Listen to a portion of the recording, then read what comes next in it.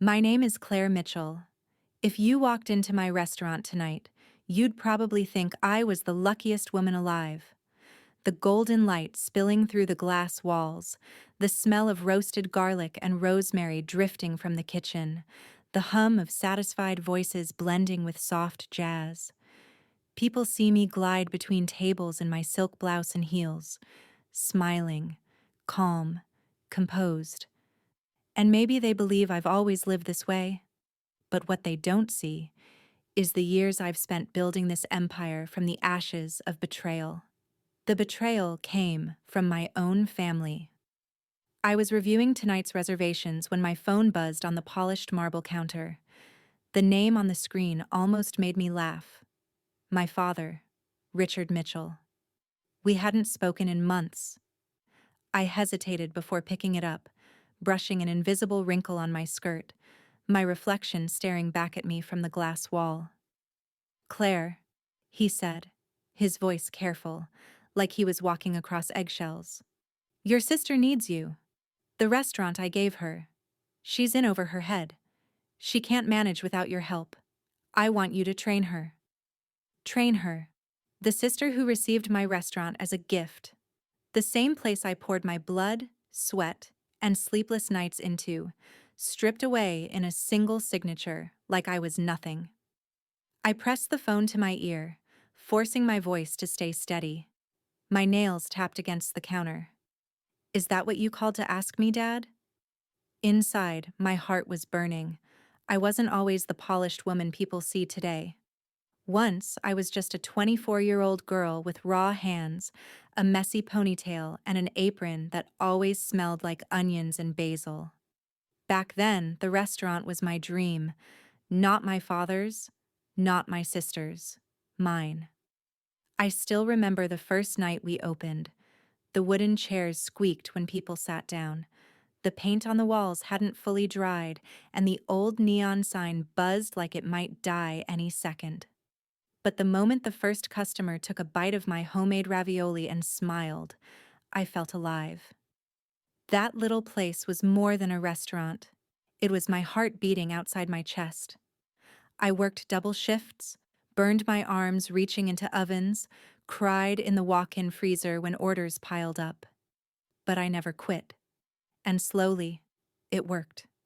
Reviews trickled in, people lined up, and the Mitchell name was starting to mean something, until one afternoon. I walked into my father's office still in my apron, smelling like garlic and sweat. He didn't even look up when he said it. "Claire, I've decided to give the restaurant to Emily. It'll be her wedding gift." I froze. My throat tightened. My palms went damp. "What are you talking about?" "Dad, I built this. Every table, every menu, every customer." He waved me off like my words were background noise. "You'll understand one day. She needs stability. You're strong enough to start over." My younger sister, Emily Mitchell, bright, carefree, the golden child, peeked from the doorway, her face awkward but glowing with pride. She didn't even deny it. That night, I still had to show her how to work the cash register, how to greet customers, how to plate the lasagna that carried our family name. My hands shook as I guided hers, my chest heavy with humiliation. The sting wasn't just losing the restaurant. It was losing the respect of the man whose approval I had chased my whole life. Later that week, when I was cleaning out my locker, my grandmother's old recipe book slipped from the top shelf. Inside, in her fading handwriting, she had written, "Remember, Claire, walls can be taken, but your name can't. Build your name." That was the night I walked away. No goodbye, no tears in front of them.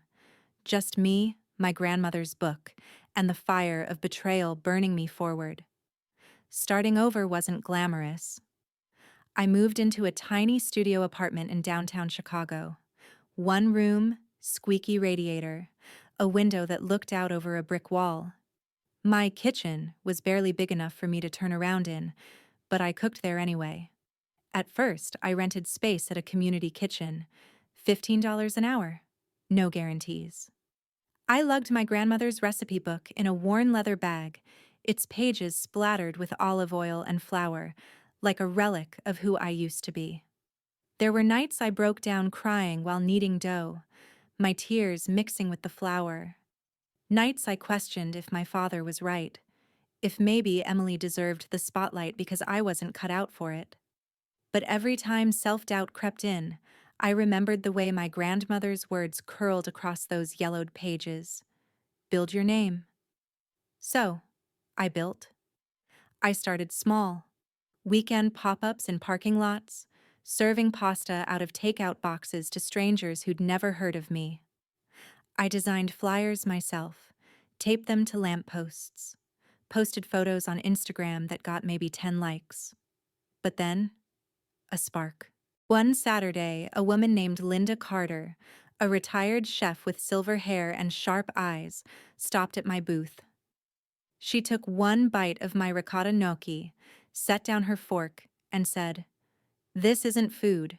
This is memory." She became my mentor.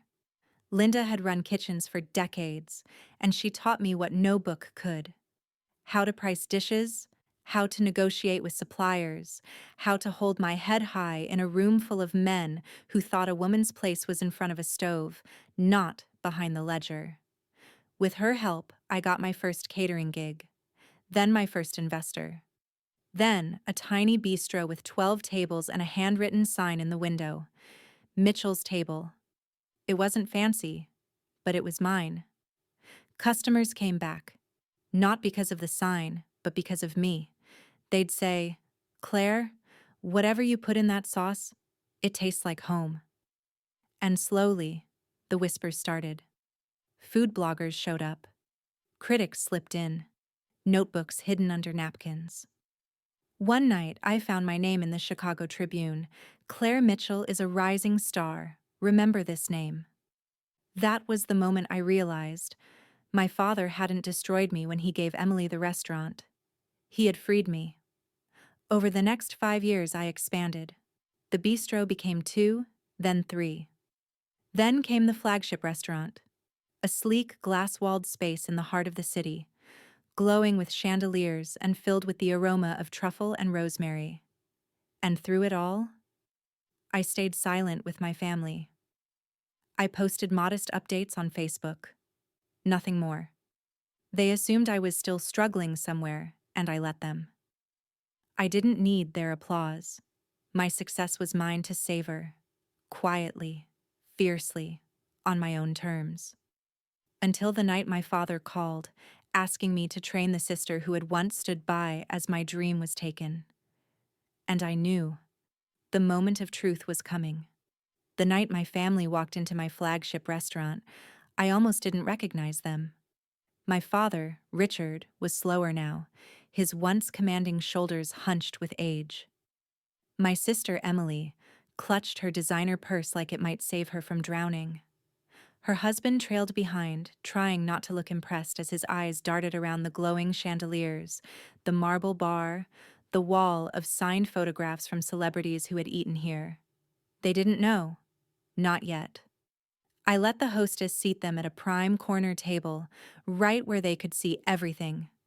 The open kitchen, the polished staff moving like clockwork, the full house of laughing, sipping, satisfied customers. I watched from a distance as Emily adjusted her pearl necklace, clearly uncomfortable in a room she thought she belonged in. When the sommelier poured their wine, my father finally asked, "We're waiting for Claire Mitchell. Is she working here tonight?" The sommelier gave a polite smile. "Ms. Mitchell will be with you shortly." I let them stew in the elegance of the place for a good 10 minutes before I appeared.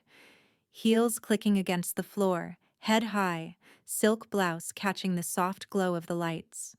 Conversations hushed as I walked by, not because of my family, but because my staff had learned to look to me for direction. When I stopped at their table, Emily's mouth dropped open. "Claire?" she whispered.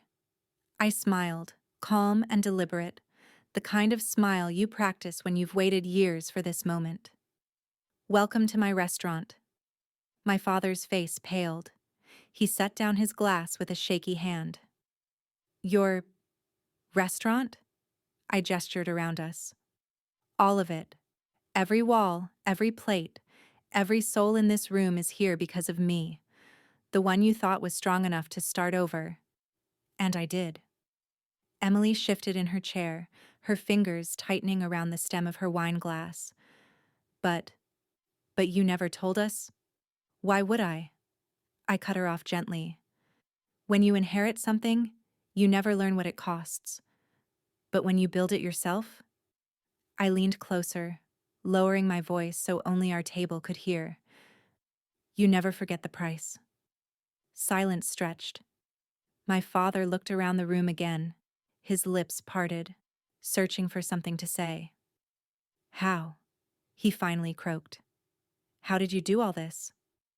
I straightened, my heart steady, not racing anymore. With nothing but a recipe book, sleepless nights, and the determination you mistook for weakness. You thought you handed my dream to Emily as a gift, but you only pushed me toward building something greater than I ever imagined.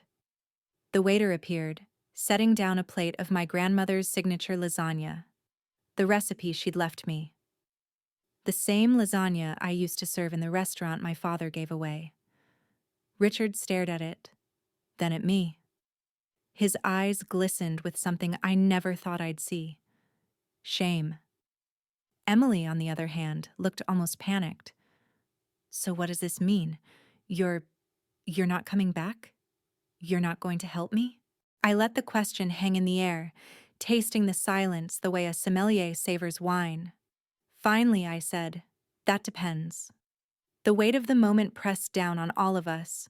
Years of betrayal, resilience, and triumph condensed into one truth they could no longer ignore. I wasn't the girl they once dismissed. I was the woman standing before them, stronger, sharper, unshakable. And for the first time in my life, they were the ones asking me for help. I took my time before answering Emily's question. Years ago, I would have rushed to prove myself, to earn their approval, to say yes just to feel like I belonged, but not anymore. I folded my hands on the table and looked at my sister. Emily, running a restaurant isn't about wearing pearls and giving orders. It's about staying up until 2 a.m. to fix a broken stove. It's about memorizing the name of the dishwasher's kid because he'll work twice as hard when he knows he matters. It's about sacrificing sleep, relationships, and sometimes your sanity, because people trust you to put something meaningful on their plates. Her cheeks flushed pink. I didn't ask for all of this. Dad? No. I cut her off, my voice steady but firm. You accepted it. That's the difference. My father bristled, but for once he didn't interrupt. I leaned back in my chair. So here's how it's going to work, if you really want my help. I'll train you. But not in the way you think. You'll start at the bottom, wiping tables, cleaning glasses, chopping onions until your hands burn. No shortcuts. No special treatment.